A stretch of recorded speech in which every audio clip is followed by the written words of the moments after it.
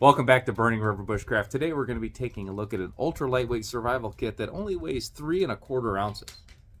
I recently did a video on my haversack based survival kit that's based on a waxed canvas Campcraft outdoor haversack, and that bag is under 10 pounds and it is completely bulletproof.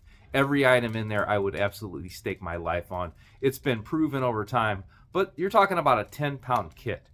For ultralight backpacking, your entire kit should be 10 pounds, including your sleep system and your shelter and your cook system. A lightweight kit should be around 15 pounds for a base weight. With the summer coming up, you're going to be spending more time hiking, more time just going out there fishing, and you may not need the bulletproof survival kit like I showed before. So this is like a micro kit. This covers my base 5Cs that I've got to deal with, and this thing only weighs 3¼ ounces. So I actually do quite a bit with these mini survival kits. Most of the time I'm basing it on an Altoid size 10. There are better options than this 10, but this seems to be what most people focus on and what most people are willing to carry. This can slip right into your pocket. One of these in your pack is not really going to take up much space, but I've kind of one-upped myself with this kit right here. This is a new Zimmerbuilt wallet, actually. This is designed just for a lightweight backpacker to be able to put your money and your ID and just a few things that you want to keep handy and keep protected while you're backpacking. Well, as soon as I saw the size of this thing, I knew I could base this for my backpacking and hiking and ultra lightweight survival kit. So the fabric this is made of is pretty high tech. This is a 210D grid stop. So Zimmerbuilt, they make lightweight backpacks, they make a lot of fishing gear, so there is no doubt about the durability of this thing. Now this is abrasion resistant and strong, but it's also waterproof. Before we open the bag up, we can see I've got a couple different attachment points. I've got a clip where I could attach this to most of my packs. I could carry it inside, I could carry it outside. I could carry this in a standard haversack kit in case I wanted to set my kit down and just walk away. This is small enough and thin enough where it's going to fit in your pocket, and a soft kit like this is much more comfortable to carry than the hard 10 that most of the Altoid kits are based off of. I've got a couple tie points here as well, so I certainly could attach this around a neck lanyard, carry this damn near anywhere. So a lot of the kits that I build are kind of high-skilled kits. I've got things in here that I need materials and I build it while I'm in the woods. So I can fit a lot of things in here. I can fit a full-size bow saw. I can fit I have a complete fishing kit. I can put a slingshot in here, and all of that I can harvest material from the woods and finish it out. But it takes time and it does take skill. This is kind of a middling kit, I would say. This is something I could definitely add more, but this is basic. This is going to cover all my basic needs, and it's going to cover it if I was with somebody and they used this kit and didn't quite have the skill level that they should. So when I make the metal tins and I put a bow saw and slingshots and all those things in there, they're packed really tight.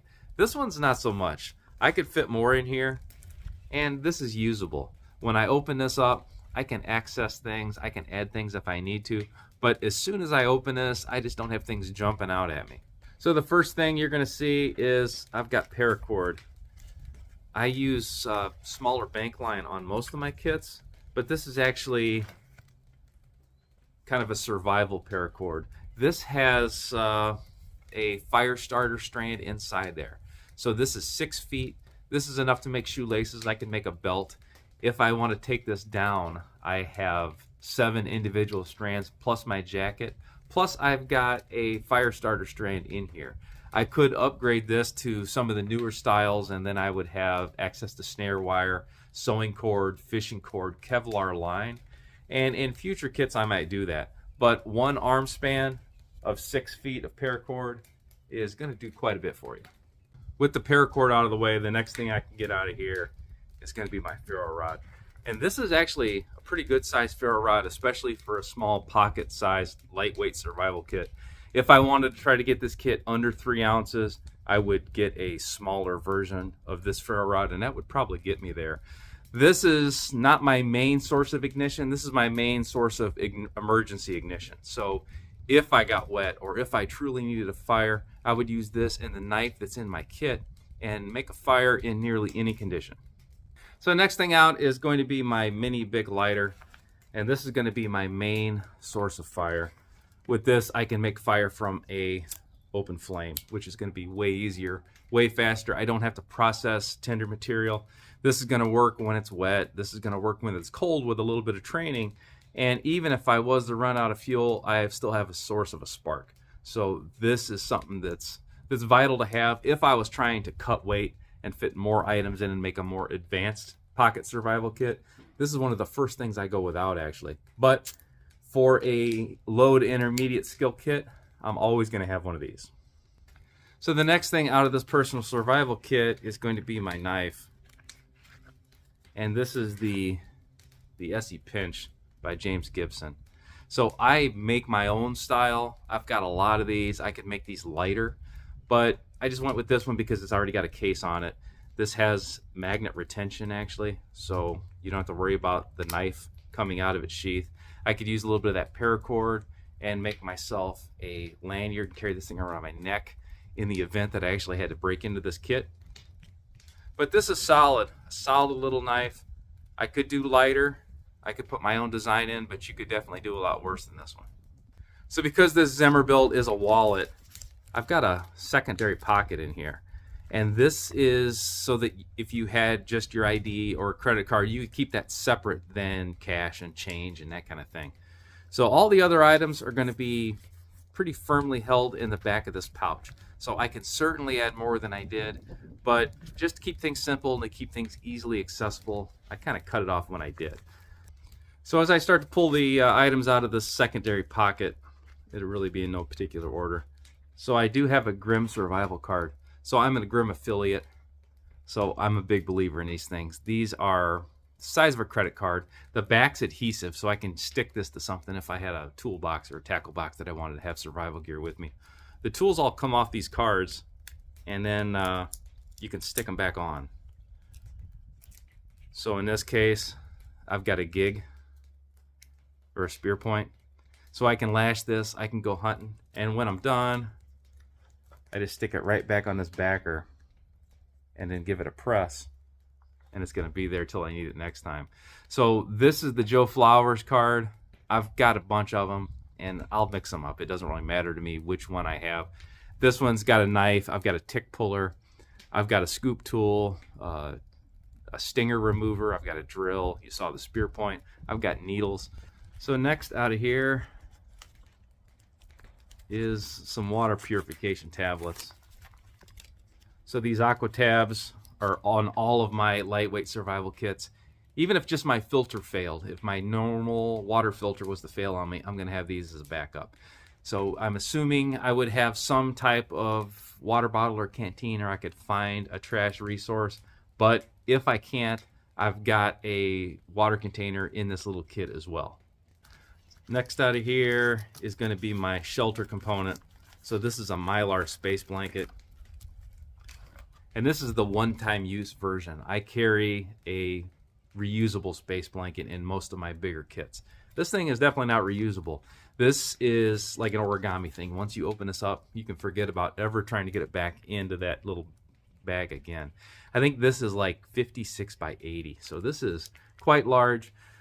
I could use this as a traditional blanket, but what I intend to use this for is for a shelter component. So I could use this, and I could use that 6 feet of paracord, strip the inner strands out, and put up a shelter. Now that's almost it. I've got a couple things in here. I'm going to pull these out together. So this first item is a crockpot liner. And a lot of the small kits, having a container to carry water in is your biggest challenge. I have discovered these crockpot liners, and that's what I go with exclusively. You start to read some of the old survival manuals and people are drinking out of condoms and stuff. Well, I don't know who you camp with, but I don't want to be drinking out of no condom. So a crockpot liner like this is used to heat, and they are definitely oversized. This is definitely the way to go if you need an emergency container. So these crockpot liners come in a bunch of different sizes. This is a normal one. This is like a 3-quart. This is a really big bag for its size. Now the last item, and I had that kind of supporting the crockpot liner to give it its shape. This is a Fresnel lens.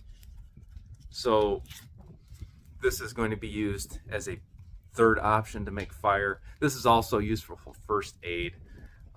If you get to be my age, you might need this to even read the directions on the aqua tabs from time to time. But it's so small and so light that you hate to not have it in there. So I could definitely bulk this kit up. I could add a lot more items in here. I would add a wire saw. I could add a couple bandages. I could add some ibuprofen, maybe some Tylenol. It's really not going to add that much bulk to the kit, but you got to be careful. Before you know it, you're barely able to zip this thing, and then you're going to leave it at home. So this is a pretty good example of just a basic kit. If you were to get lost in the woods, you're going to be able to make a fire, you're going to be able to make a shelter, control your core temperature, and make it out alive. So if this is the kind of thing you like to see, go ahead and like the video, subscribe to the channel, leave me a comment in the comment box, and ring the bell to be notified of my latest videos. You can also find me on Instagram, Facebook, and TikTok at Burning River Bushcraft. I also teach outdoor classes at outdoorcore.com. So I will put a link in the description box to my Outdoorcore class on building the ultimate pocket survival kit. And I go over everything in that course, from a beginner kit that you could hand to somebody that really has never been in the woods before. I cover an intermediate kit that's all store-bought materials, and then we go hardcore with it. That's where I put a full-size 20-inch bow saw in one of those little metal tins, and I can put slingshots and fishing kits, and I've got all kinds of cool tricks in that video course. If that's something you're interested in, definitely check it out. So if you're liking this and you think that's really cool, but you don't really know how to use any of this stuff, or you got any questions, I have an entire playlist on pocket survival kits on YouTube here. So take a look at it. Till next time, this has been Jamie Boggs with Burning River Bushcraft. See you soon.